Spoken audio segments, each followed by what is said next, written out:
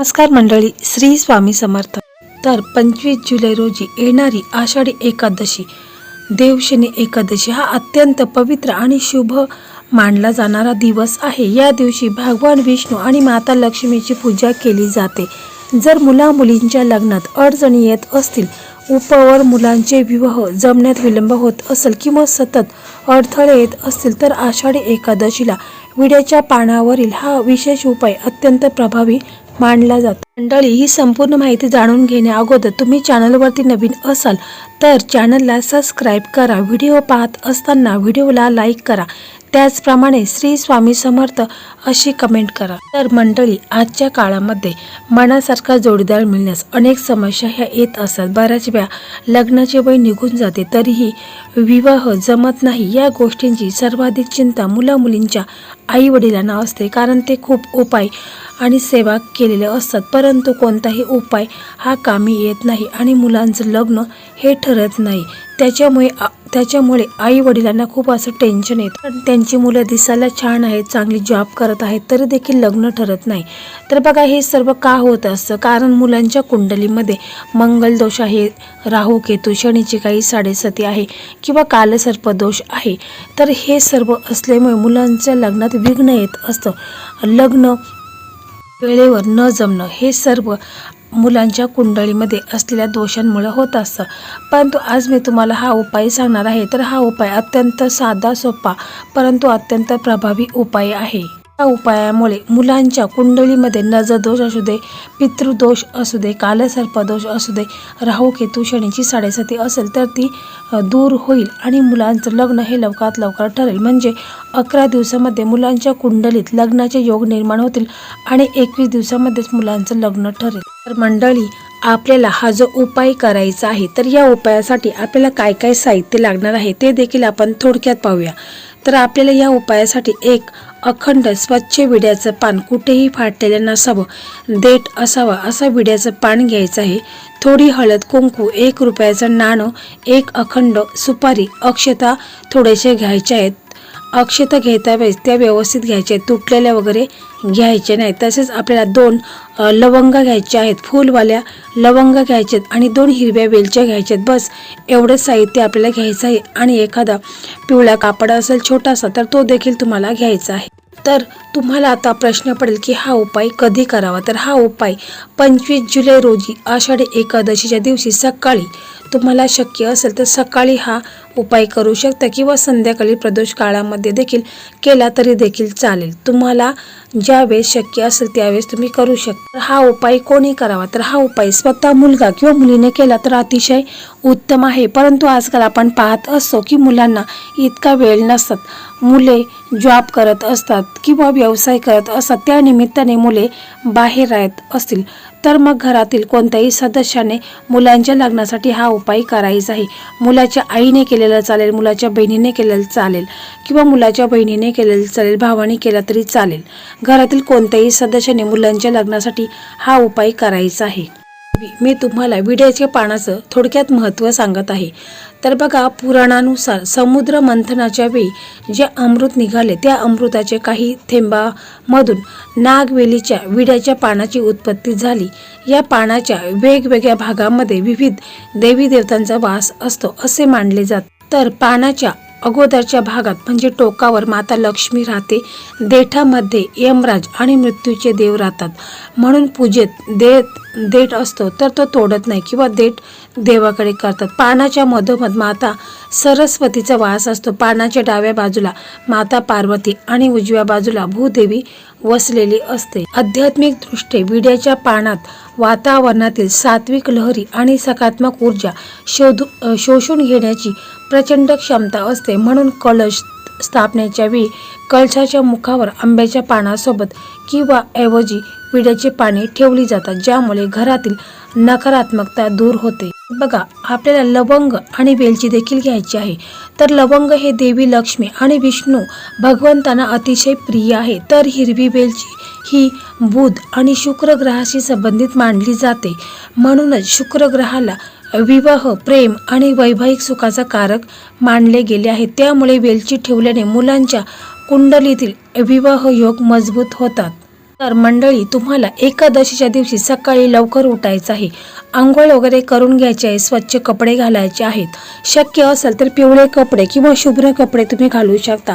त्याच्यानंतर आपल्याला आपल्या देवघरासमोर जे आपले इष्टदेव आहेत, कुलदैवत आहेत, श्री स्वामी समर्थ महाराज, श्री हरिविष्णू माता लक्ष्मी, गणपती बाप्पा आहेत, तर यांची प्रथम तुम्हाला विधिवत पूजा वगैरे करून घ्यायची. शक्य असेल तर अभिषेक देखील तुम्ही करून घ्यायचा आहे. तसेच आपल्या देवी देवतांना त्यांच्या आवडीच्या ज्या ज्या वस्तू आहेत तर त्या अर्पण करायच्या आहेत. पिवळी फुले आहेत, पिवळी मिठाई आहे, हे सर्व अर्पण करायचं आहे. तुळशी पत्र आहे तर ते देखील तुम्हाला श्रीकृष्णांच्या मूर्तीसमोर किंवा बाळकृष्णांची मूर्ती असेल तर त्याच्यासमोर तुम्हाला ठेवायचं आहे. देवांची विधिवत पूजा करायची आहे. त्याच्यानंतर तुम्हाला ओम नमो भगवते वासुदेवाय हा मंत्र बोलायचा आहे.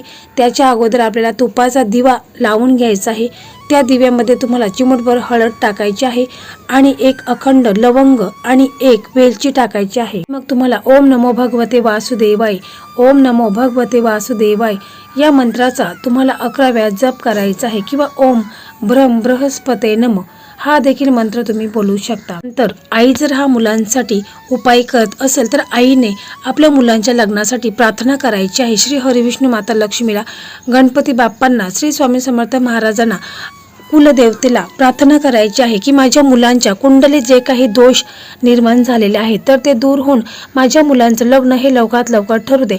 मुलांच्या कुंडलीत 11 दिवसामध्येच लग्नाचे योग निर्माण होऊ दे, असं तुम्हाला पूर्ण श्रद्धेने विश्वासाने बोलायचं आहे. आणि मग त्याच्यानंतर तुम्हाला संकल्प करायचा आहे, संकल्पयुक्त प्रार्थना करायची आहे की ज्या मुलींचं किंवा मुलाचं लग्न जमत नाही त्याचं तुम्हाला नाव बोलायचं आहे आणि गोत्र उच्चारायचं आहे. या मुलीचं विवाह लवकर आणि योग्य ठिकाणी व्हावा, लग्नातील सर्व अडथळे दूर व्हावेत अशी भगवान विष्णू आणि माता लक्ष्मीला मनापासून तुम्हाला प्रार्थना करायची आहे. संकल्प कशा प्रकारे करायचा आहे तर मी तुम्हाला प्रत्येक व्हिडिओमध्ये सांगत असते की संकल्प कशा प्रकारे करायचा आहे. तर तुम्ही जे मागे व्हिडिओ मी जे बनवलेले आहेत ते देखील तुम्ही पाहू शकता. नंतर आपण जे विड्याचं पान आणलेलं आहे तर तुम्हाला काय करायचे आहे की एखादी प्लेट घ्यायची आहे आणि त्या प्लेटमध्ये तुम्हाला विड्याचं पान आहे तर ते ठेवायचं आहे. म्हणजे विड्याचं पान प्रथम तुम्हाला स्वच्छ धुवून घ्यायचं आहे, पुसून घ्यायचं आहे आणि ते देवापुढे अशा प्रकारे ठेवा की पानाचा देठ देवाच्या दिशेने आणि टोक तुमच्या दिशेने असेल. आणि मग तुम्हाला त्या विड्याच्या पानावरती थोडीशी हळद मिक्स करायची आहे, कुंकू मिक्स करायचं आहे आणि त्याच्या साह्याने स्वस्तिक चिन्ह ते विड्याच्या पानावरती तुम्हाला अनामिकाचं जे बोट असतं तर त्याच्या साह्याने तुम्हाला स्वस्तिक काढायचं आहे. स्वस्तिकावरती तुम्हाला 1 रुपयाचं नाणं ठेवायचं आहे, त्याच्यावरती सुपारी ठेवायची आहे, काही अक्षत आहेत तर त्या ठेवायच्या आहेत आणि त्याच्यानंतर 2 हिरवी वेलची आणि 2 लवंग तुम्हाला ठेवायच्या आहेत. विड्याच्या पानाला तुम्हाला धूप दीप दाखवायचं आहे, अगरबत्तीने ओवाळायचं आहे, एखादा फूल असेल तर ते ठेवायचं आहे आणि त्याच्यानंतर तुम्हाला तो विड्याचं पान आहे तर तो तुमच्या उजव्या हातामध्ये घ्यायचा आहे आणि ओम नमो भगवते वासुदेवाय, ओम नमो भगवते वासुदेवाय हा मंत्र जाप तुम्हाला 108 वेळा करायचा आहे. जर 108 वेळा करणे शक्य नसेल तर मग तुम्ही 21 वेळा म्हटलं तरी देखील चालेल किंवा 11 वेळा म्हटलं तरी देखील चालेल, परंतु श्रद्धा महत्त्वाची आहे, विश्वास महत्त्वाचा आहे. पूर्ण विश्वासाने तुम्हाला असं करायचं आहे. त्याच्यानंतर तुम्हाला काय करायचं आहे की तुमची मुलं जर घरी असेल, म्हणजे तुमचा मुलगा किंवा मुलगी जर घरी असेल तर मग तुम्हाला त्यांना देवघरासमोर बसवायचं आहे आणि मग हा जो विड्याचं पान आहे तर तो तुम्हाला मुलांच्या वरून 7 वेळा उतरून घ्यायचा आहे. घड्याळाच्या उलट्या दिशेने मुलांच्या वरून 7 वेळा उतरून घेत असताना मनातल्या मनात बोलायचं आहे की माझ्या मुलांच्यावर जी काही लोकांची वाईट नजर आहे, कुंडलीमध्ये काही नजर दोष आहे, पितृदोष आहे, कालसर्प दोष आहे, मंगल दोष आहे, शनी राहूची काही साडेसाती असेल तर ते दूर होऊन माझ्या मुलांचं लग्न हे लवकरात लवकर व्हावे, अशा प्रकारे तुम्हाला असं बोलायचं आहे.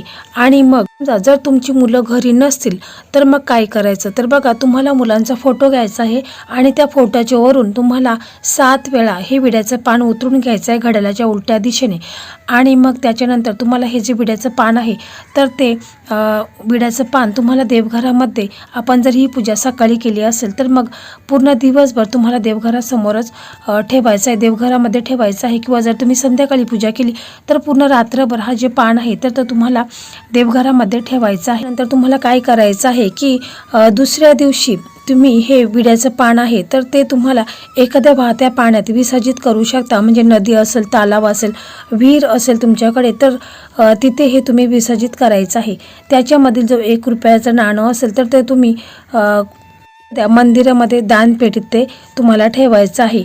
जर वाहतं पाणी तुमच्या जवळपास कुठे नसेल तर मग तुम्ही एखाद्या झाडाच्या, शक्यतो पिंपळ किंवा वडाच्या झाड असेल तर तिथे थोडीशी माती खणायची आहे आणि आदरपूर्वक हे जे विड्याचं पान आहे तर ते मातीमध्ये तुम्हाला दाबून टाकायचं आहे. या विड्याच्या पानामध्ये मुलांच्यावर जी काही निगेटिव्हिटी होती, नकारात्मकता होती, जे काही कुंडलीमध्ये दोष होते ते संपूर्णपणे ते विड्याच्या पानामध्ये उतरलेले आहेत. हा उपाय स्वतः मुलाने किंवा मुलीने केल्यास अतिशय उत्तम आहे. परंतु जर काही कारणास्तव मुलं हे उपाय करू शकत नसतील तर त्यांच्या आई वडिलांनी मुलांचं नाव घेऊन हा उपाय केला तरीही चालतो. श्रद्धेने आणि शुद्ध भावनेने केलेल्या या उपायामुळे विवाहाचे योग लवकर जोडून येतात. या दिवसामध्ये मुलांच्या कुंडलीत लग्नाचे योग निर्माण होतात आणि 1 महिन्याच्या आतमध्येच मुलांचं लग्न देखील ठरतं. मुलांच्या कुंडलीमध्ये जे काही अन्य दोष असतील ते देखील दूर होतील. मंडळी, अशा प्रकारे आजचा हा व्हिडिओ होता. हा व्हिडिओ तुम्हाला कसा वाटला कमेंटमध्ये नक्की सांगा. व्हिडिओ तुम्हाला आवडला तर इतर तुमचे मित्र असतील, मैत्रिणी असतील ज्यांचं लग्न ठरत नसेल तर अशा मित्र मैत्रिणींना हा व्हिडिओ नक्की शेअर करा. याचंही पुण्यफल तुम्हाला प्राप्त होईल. अशाच नवीन व्हिडिओंची माहितीसाठी आपल्या मराठी मेघना या यूट्यूब चॅनलला सबस्क्राईब करा. धन्यवाद.